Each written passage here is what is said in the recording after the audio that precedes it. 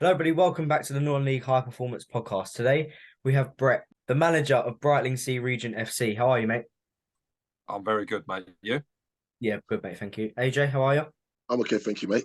So, Brett, we start off with the same question we ask everyone on the podcast. What is high performance to you? High performance to me would be all about consistency, I think, and how we get to consistency, because I feel that in football, everyone can score a goal, everyone can win a game. Whether you're a player or a manager, you can always cause an upset one week, can always get a result.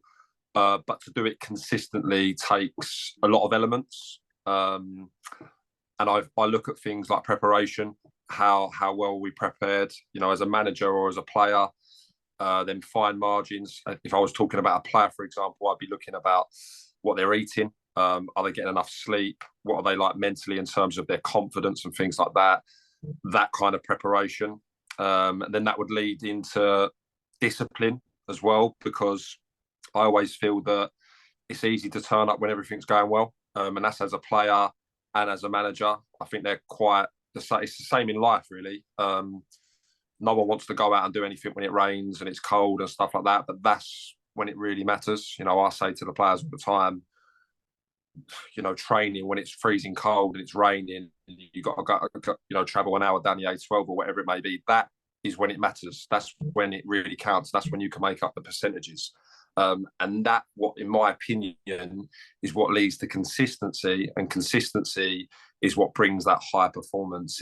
If I was talking about it just as a manager, I would be saying probably the ability to maximize potential within players, to make sure that they are at their maximum and even exceed their maximum potential wise. Overachieving, I would say, as a manager would be high performance, and how we do that and sticking to the morals that you believe in, not going and doing things that you wouldn't normally do to gain that extra advantage. So for me, it's all down to hard work. The same with life, everything's down to hard work. You get out what you put in. You need a little bit of luck, of course you do, and that's in, again, all roads of life. But I do believe that if you put the hours in, you put the work in, you'll get that break, and you'll become successful. And that's as a player and as a manager. So, if we ask you, Brett, what are your core values that you lay down in your club? Honesty. I think that's the first and foremost thing between player and manager. You need to have clarity and honesty. There has to be a real level of trust, and that goes upstairs as well, between the manager and the chairman, and the manager and the secretary, and the people behind the scenes. So honesty would come first. Trust is absolutely huge. Again, I know I've already alluded to it, but I look at life and football parallel. So no trust in life, you're going to find it very, very difficult. So, and it's the same in football. So honesty is big. And then again, hard work. I know it's cliche, but I expect 100% commitment.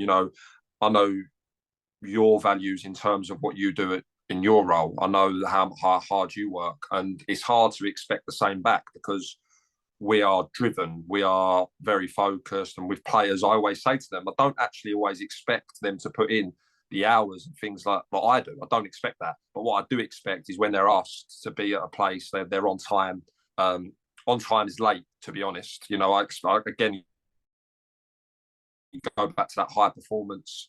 If I say 1:30, they should be there 1:15 latest, really. Them sort of things I look for in players. Characters is massive. So again, at the club, I have a really good relationship with them, with the chairman. And again, that as a person, forget football and things like that. That sort of goes out the window for me altogether, really. And if anything like that's broken, then it's hard to recover from. Same with my coaching team. It's trust, isn't it? And my coaching team, the first thing I look for in them is actually a friendship, a relationship. I want people that I can socialise with. I want people that I can trust in all walks of life, not just to put on a good session. I want my assistant not to want to take my job and things like that. They're the sort of things that I think are really, really important.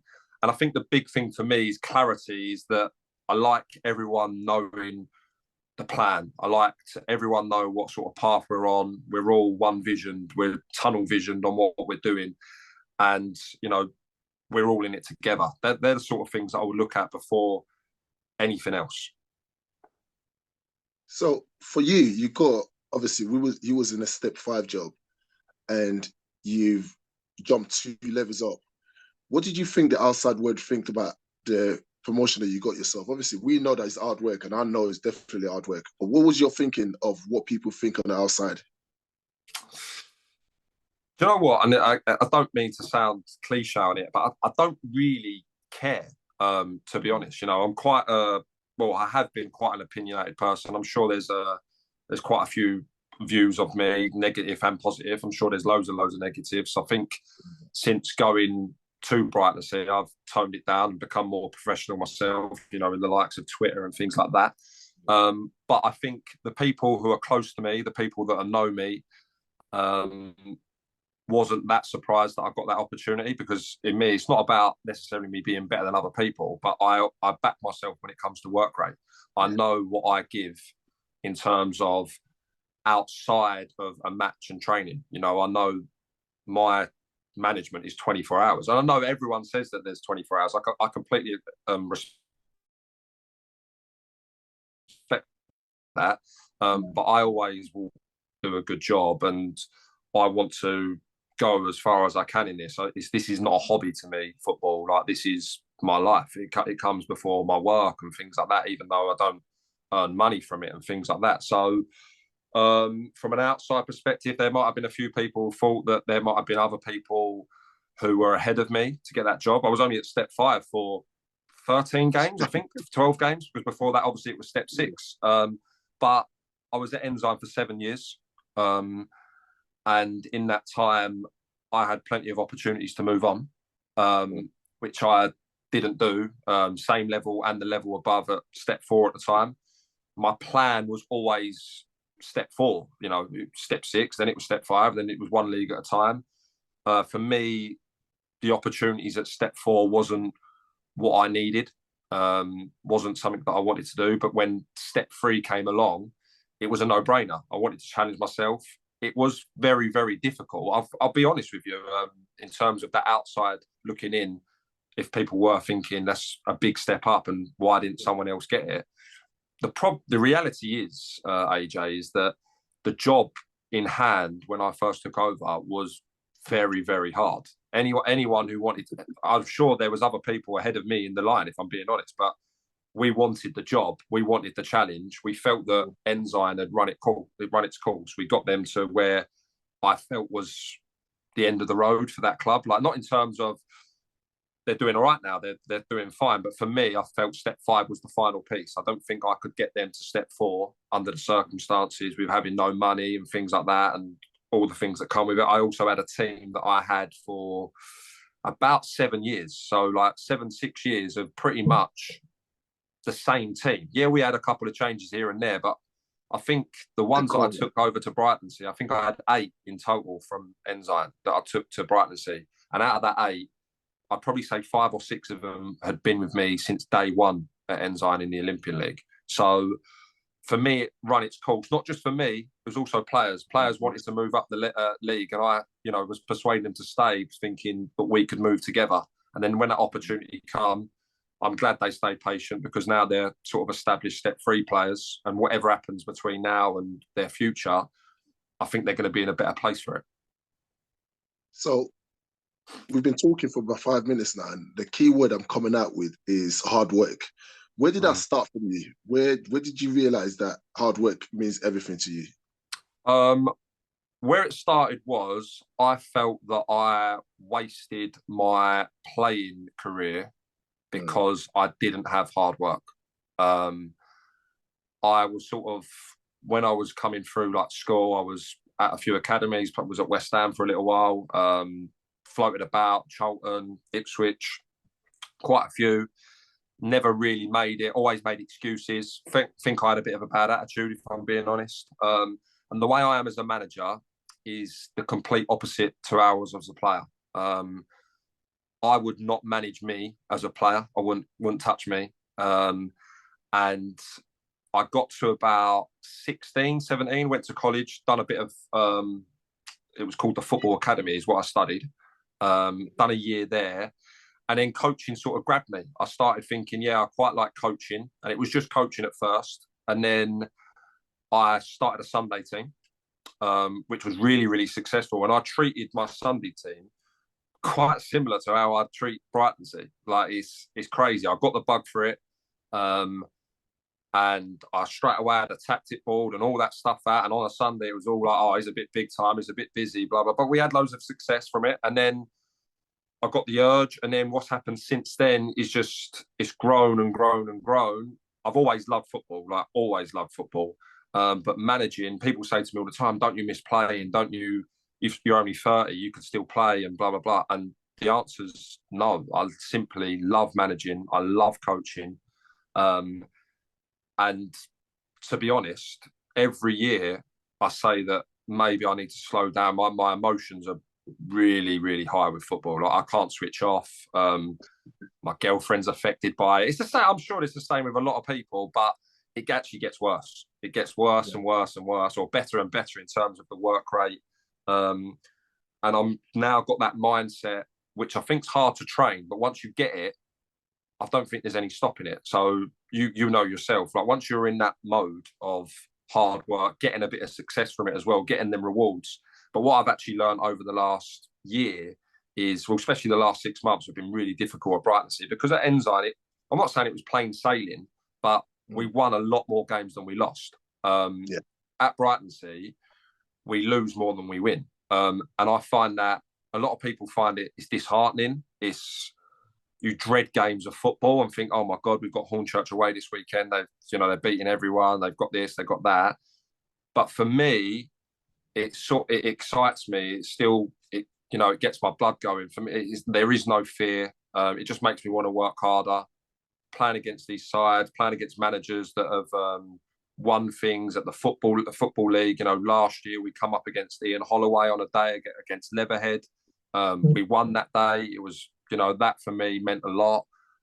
We've got loads of managers in our league who have been there and done it. So I know how hard I've got to work to sort of eclipse them and get to their level. And that's why I do it. So that leads to the next question that I was going to ask you as well. At White Ensign, you was winning most weeks, even when you was an Olympian, getting promotions after promotions and winning games. Obviously, everything's up there for you and you go home happy every Saturday.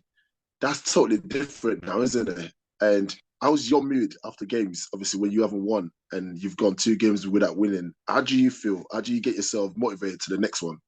Yeah, I mean, that there is a huge contrast. There is a huge contrast. I mean, one thing I would always point out is that when I first took over Ensign, the first season we had was really, really hard. We actually stayed up in the Prem on the last day.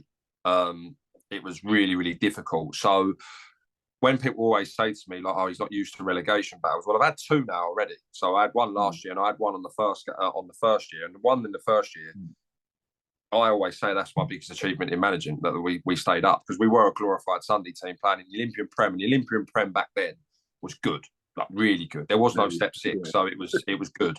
But in terms of going home after a defeat, I find it very, very difficult, if I'm being honest. Saturday nights, you try and sort of train your mind. My assistant, he's really good at switching off. Like he's really, really good. He talks to me about it. There's nothing we could do, things like that. I'm just not that way inclined. My girlfriend's really, really good. My mum's really, really good. They know, like, if I come home, they're a bit like, oh, God, what's he going to be? What kind of mood he's going to be in? On the flip side to that, I'll just use last night for an example. I'm singing on the way home. I get home, football's on, we get a takeaway, and they're brilliant. The group chat's buzzing and all that sort of kind of things. The reward of winning at this level and a club like Brightlingsea is amazing. Like that for me, and I say to some of the players, when we win, although we're not smashing up the changer and making loads of noise and getting really, really excited, the feeling is it does almost, it's more than what it was at Ensign because of the achievement of winning a game of football at this level of football. So that's probably what drives me on. That's what I look forward to on Tuesday. So if we do lose a game, I know there's another game around the corner where your emotion can just be like this all the time. And that's the life of a football manager. That's just the way it is. Of course, I'd want to be at the top and win every single week, 100%. But losing is part of football.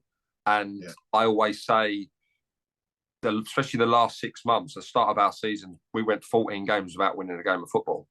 And I think that is one of the best things that has ever happened to me as a manager. And I think every manager can learn a lot from losing other than winning. And I worked harder in them 14 games, or over that course of period, I think it was 3 months, than I've ever worked in my life. And since then, that work has continued and continued. And as a management team, I learned a lot about them. People could have walked away. Players could have walked away. Chairman could have sacked me. All them kind of things now, I think it brought a togetherness, a hardness of, a unity, not just for the team, but for the club itself. We've been through hard times, and we know there'll be more hard times to come. There'll be more hard times to come at my next club or wherever that may be. But now I'm much more prepared, because I think everyone should go through that. You can't win all the time. Yeah. So when you walked into Brightlingsea, how far away was the club from the core value that you set yourself for the club? How far away was they as a club as a whole? Well, I felt that the first thing when I went for my interview, the first thing I noticed is that we had people that were footballing people, people that were in it for the right reasons. No one was there for money, even though it's a step-free club. Not everyone was there. Was volunteers. All their time goes into Brightlingsea Football Club. It's their life. It's complete their life. And it was similar at Ensign. We had a committee that my chairman at Ensign was 87 and had been at the club for something like 65 years, was a player there. And, it was incredible. And at Brightlingsea, I got exactly the same feeling as I had at Ensign. So the core value was there. It was built on loads and loads of hard work and coming from the right place, of just a love of football and a love of the community and the club. Then, if I'm being completely honest, I threw myself in the deep end. I went for an interview that I'll be honest, I didn't think I was going to get. And then an hour later, I was manager of Brightlingsea Regent. So it was kind of crazy. So my first actual encounter with the club was a game. So on the Tuesday, we played Bowers. I knew none of the players, but we only had 4 left. So I signed near enough half of Ensign. I then turned up.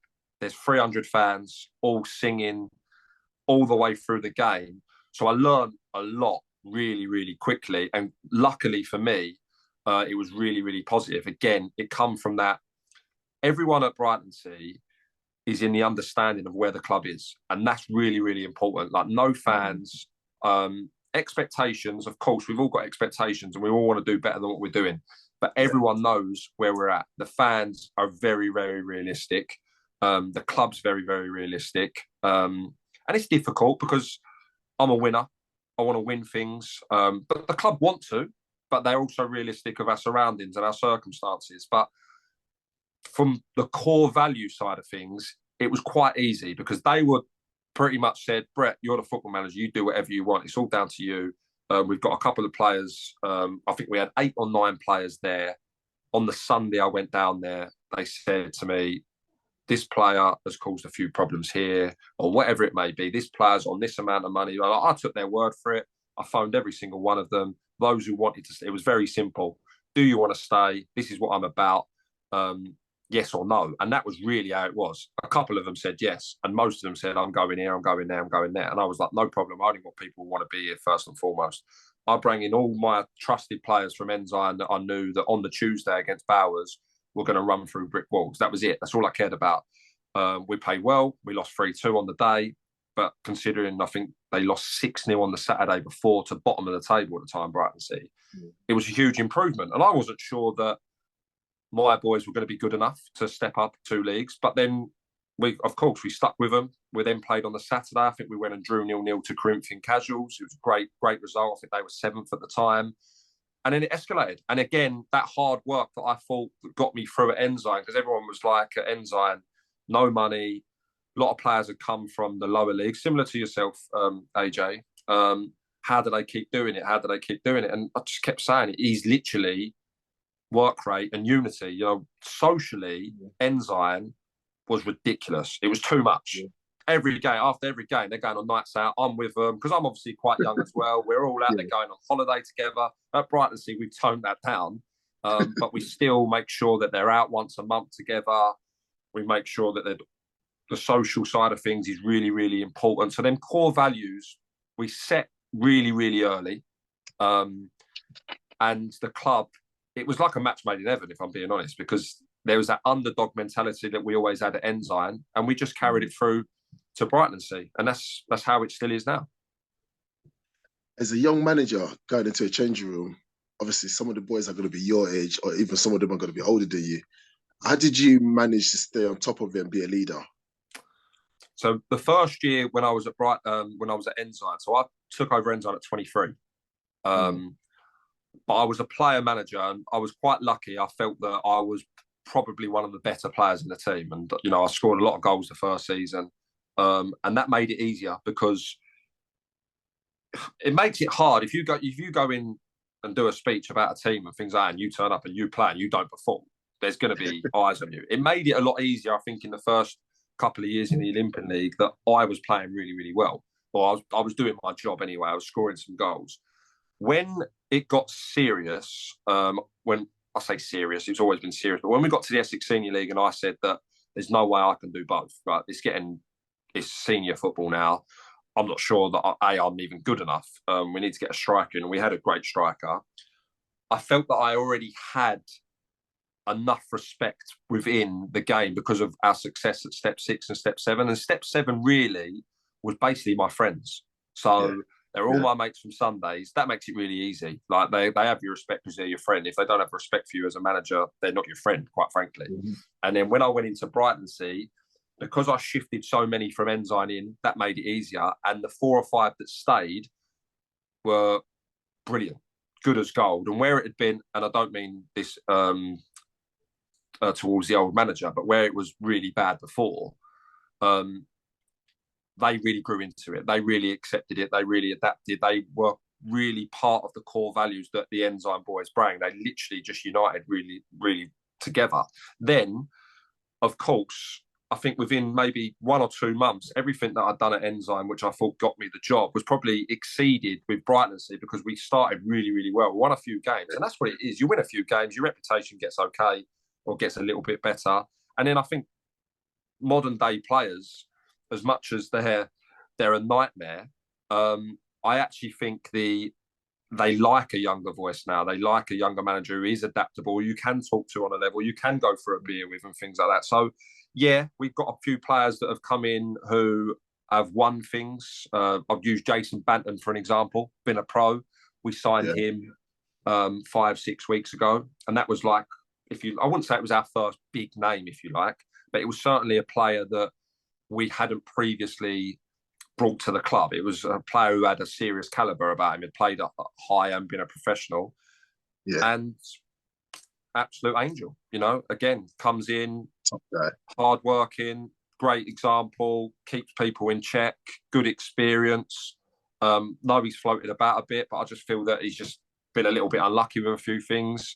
And he was one that I thought to myself, well, he's played under so-and-so and he's played at Plymouth and Liverpool and things like that. How is he going to expect like my team talks to be and things like that? They do go through your head. They do definitely go through your head, trust me. Yesterday, we signed Tom Richardson last week and he's been playing for Rod Stringer at Brentwood, who's got a massive reputation and things like that, and will have a pretty different management style to me. And I thought, maybe a little bit longer about my team talk, thinking, well, Tom's here, like, what's he going to think? And things like that. But that makes you better. It 100% makes you better. It makes you better. But I am an extremely confident person, as you know. Like, I'm very, very confident. So, anyone could walk in the change room. It's not going to faze me. But yeah, you're completely right. You certainly do think, oh, I'm 30. This guy's played in the conference. I've not been there. I've been at step 3 as the highest. It definitely crosses your mind. No doubt about that. So what opportunities do you take to find out if a player is a team player or not? It's difficult because at the end of the day, everything's a gamble.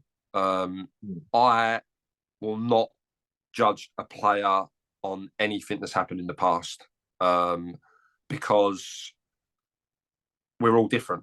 And I've been that player who what people would probably think was a problem because he floated about a bit. He went to this one, he went to that one, he round with managers and he round with whatever. But for me, and I don't mean this in any disrespect to any manager that I've ever had when I was growing up, as much as I accept that I was the problem, for me, I never found the one. I think most players find a manager at some point who can either kick it out of them as such, where it hits home. We've had loads of players that have come to us and people were like, oh, I'm not sure, he didn't work out here, he's been there. And they've been, Jason Banton will be prime example. He won't mind me saying, he's had, I don't know, 6-7 clubs maybe in the last year or 2 years or whatever it is. And people straight away, as soon as I signed him, I told Jason this, few texts, he ain't going to last 5 minutes. But I like to be the judge of that. And I always feel that man management's a really strong part of mine, mainly because I think it really helps with the age, because you can be relatable. You can be adaptable to young ages. I've grown up, obviously I'm in Essex, but I work in London. So I feel like I'm adaptable with the boys from London. We've got boys from Brightlingsea. So we've got a real blend of backgrounds. And that's helped massively. And I had that at Ensign as well. We had players travelling from all over. So I've got quite a lot of experience in them situations. But yeah, it is a difficult one. It is definitely a difficult one. But also I look at players within players. They tell you, don't they? It's all friends at the end of the day. If I would always lean on all of my players. If someone said to me, we want to sign AJ, or someone suggested AJ, I would straight away think, is he friends with any of the boys in the team? And I'll text them straight away or ring them, say, oh, have you seen him play? But to be honest, before that, I'd say, what's he like? If they say, oh, he's a bit of a nightmare and blah, blah, blah, would I have cautious? Would I be cautious about it? Absolutely. But I wouldn't judge him by it. I'd have to have a conversation with him and I'd have to know where his head at. And I would want to know. I would want to know from his point of view why it's not worked out at so and so or whatever. Because he might just say, well, look, I wasn't playing and I want to play all the time and things like that. That thing's not a problem. I would definitely speak to managers. I'd speak to managers and say, what's gone on there? And if they were going, oh, look, he's always late, he's whatever, that'd be the first conversation I have with that player. I'll say, listen, I've heard you're always late. I've heard you're never at training. If that's the case this time round, it's a no-go. But if you're saying to me, no, I'm going to change that ways, I had problems with work or whatever it may be, let's give it a go. If it doesn't work out, it doesn't work out. But it is trial and error. 100% it's trial and error. You've got to take some risk, and you're gonna come up with egg on your face with a couple of them. I've had loads already. So obviously you've identified yourself as a problem when you was younger. Why did you think that was? I don't think there's no smoke without fire, because not everyone could be wrong about me. I think, and I mean this again, really, I don't mean this in a disrespectful way, but there were certain managers that I had where I didn't look at and think, I want to be like you. It's more of a case of, I don't want to be like you. My management's based on some past experiences, thinking I'm going to do things the opposite to the way that you did. Not all of them. I learned bits from every single manager that I played for. I use Paul Pittock at Stansted for an example. Although I think I left them when he was at Hannikin's 2 or 3 times, I ended up going back, and we had some issues and some differences, if you like. The one thing I learned from Paul was that togetherness. I felt Hannikin's were massive overachievers in the Olympian League, and no one could work out why. And for me, it was because they had 16, 17 blokes who are all best mates who just would die for one another on a football pitch. And that was a big element that I took to Ensign and that I've tried to take to Brightlingsea. But in terms of why was I a problem, I don't know. It wasn't just football either. When I was growing up, I was a little bugger. Wasn't good at school. Had a bit of troubles and things like that. Like everyone does. But maybe that spilt over into football. And also there was an arrogance with me with football when I was in school, where I felt that I was going to make it. School didn't matter. I was going to be a professional. And that was the end of it. And then by the time I got to sort of 16 and 17, when I realised that wasn't going to happen, I was lucky enough that the penny dropped, and I thought, well, it's not happening with playing, but I'm going to make sure I'm involved in football somehow. And then that's what led to coaching and managing. That's good. What gaffers do you look up to in non-league and professional game, and why? Well, that's a good question. If I'm being honest, and again, I mean this in the most respectful way, I don't think there's any gaffers in non-league that I look up to. I think there's plenty of gaffers in non-league that I look to and think, you're brilliant and you've done a great job. I would use Rob Small as an example, because I think he's come from a similar background, and obviously managing a league above. So I think that what he's done is brilliant. Took Bowers from step 5 to step 4. Well, sorry, to step 3. Yeah. Done his job, and then I also quite admired that his bravery that he decided to leave Bowers without a job and wait for the opportunity. That's something that I don't think many people can do. You know, I don't. You're probably the same. I can't see myself out of football. It scares me. So that I would say I've got massive respect there.